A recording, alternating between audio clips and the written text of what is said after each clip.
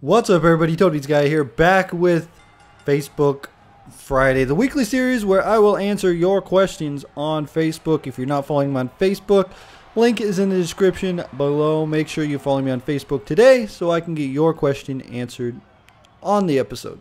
And last week turned out to be very successful, so I figured why not do another episode and let's continue this series. The first three questions are all about WWE titles, so I figured I'd answer them all in a row. Would you like to bring back the Cruiserweight division? If so, who would be your Cruiserweight champion? Right now, I don't think the Cruiserweight division fits in with the current state of the WWE. I think that there isn't enough guys. Like, you got like a Kofi Kingston. Honestly, if I had to put together a Cruiserweight division, I wouldn't even know who to put in the Cruiserweight division. I wouldn't even know where to start. And honestly, I don't think the Cruiserweight title would be a title that I would bring back. If you could remove one title from the WWE, what would it be? Now that's a tough one. If I had to, if I was like, you know what, I have to get rid of a title, I would probably get rid of one of the world titles. Honestly, the reason being is because you could have one champion who could go to both shows. And honestly, a world title, having one world champion in the company would make everything fit. I would probably get rid of the World Heavyweight Championship. But now I don't think they should. I honestly don't think they should get rid of a title.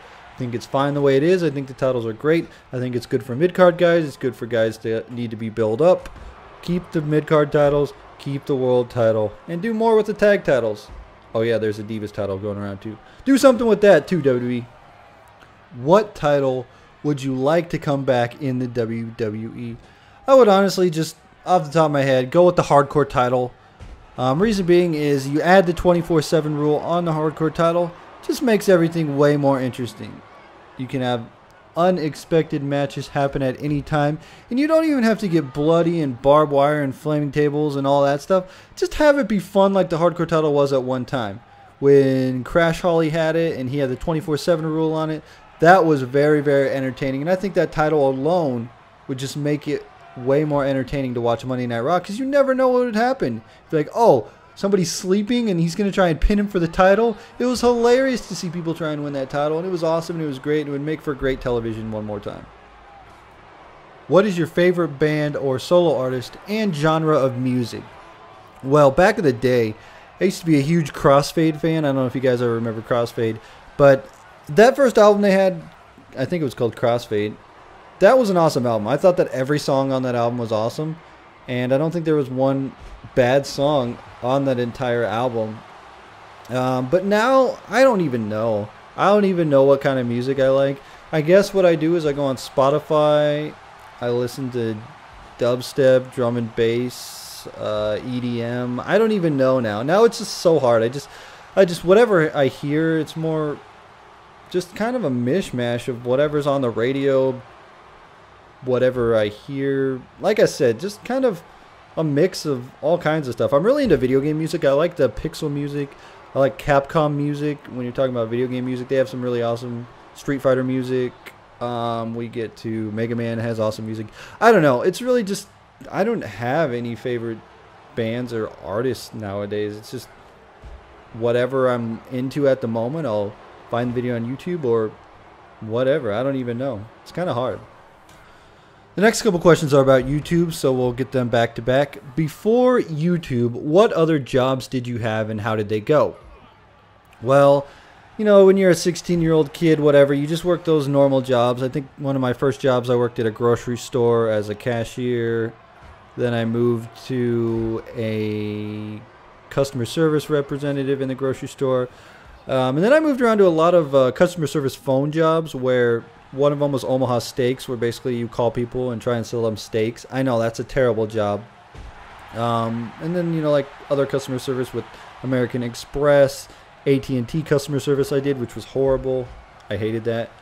But one of my most favorite jobs was ADT security system. Basically, when people's alarms would go off, I would call them up and make sure that nothing was wrong. I'd be like, hey, your fire alarm's going off. Is everything okay? Oh yeah, I just had the shower on and everything's okay. And then I just do the alarm. It was one of my favorite jobs, and I wish I was still doing it today, because you know what happened? Well, the company decided, you know what, we're going to close the location that you work at And if you want to work, you got to move. And I was like, yeah, I'm not moving. My most recent job, besides YouTube, I worked as a carpet cleaner. And yes, awesome job as a carpet cleaner.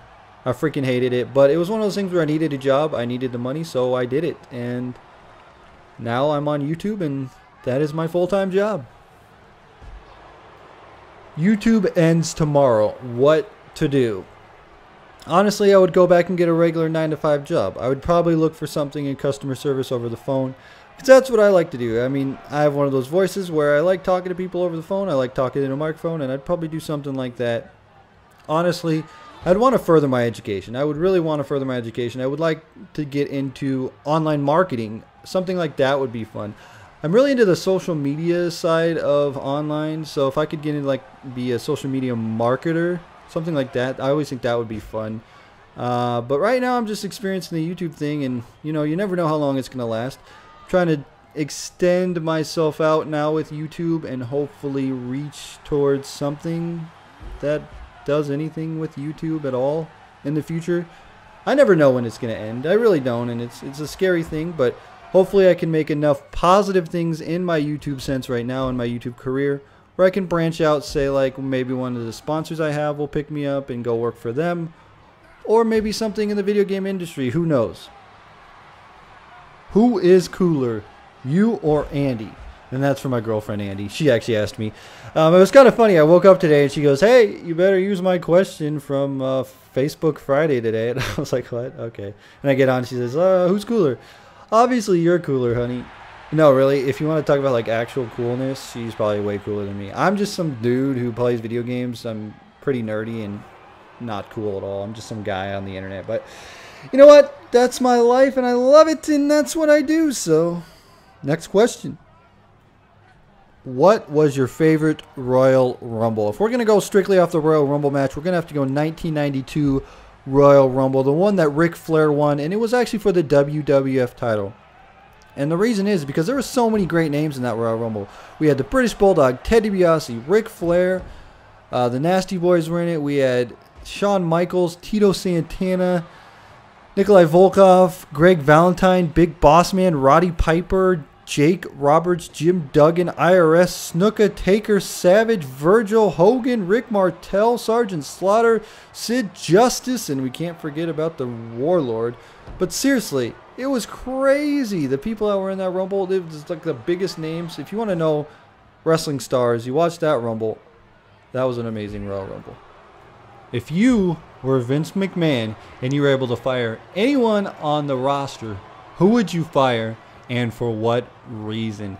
Now, I have the perfect answer for this one, and it has to be John Cena. A lot of you are going to say, why John Cena? Why would you fire John Cena, the biggest star in the company? Well, just for that reason, I would fire John Cena just to see how the landscape of professional wrestling changes. If John Cena went to TNA, would things get huge? If John Cena went to the Indies, what would happen? Honestly, it would be so interesting to fire John Cena and even Randy Orton. I would take John Cena, Randy Orton, fire them both, and see what happens the next day. Get them both go to TNA or something. That would be huge. It would be awesome, and I'd just like to see. That's one of the things I would do. Fire the top guys. It'd be so much fun. Anyway, guys, hit that like button if you enjoyed this. Again, this is every Friday, so pretty much Friday mornings or maybe Thursday nights I'll post a status. Hey, doing Facebook Friday. Make sure you leave your comments. So if you're not following me on Facebook, make sure you do now. Link is in the description, facebook.com/TonyPizzaGuy. Hit that like button if you enjoyed this. And anyway, Tony Pizza Guy. Frag out.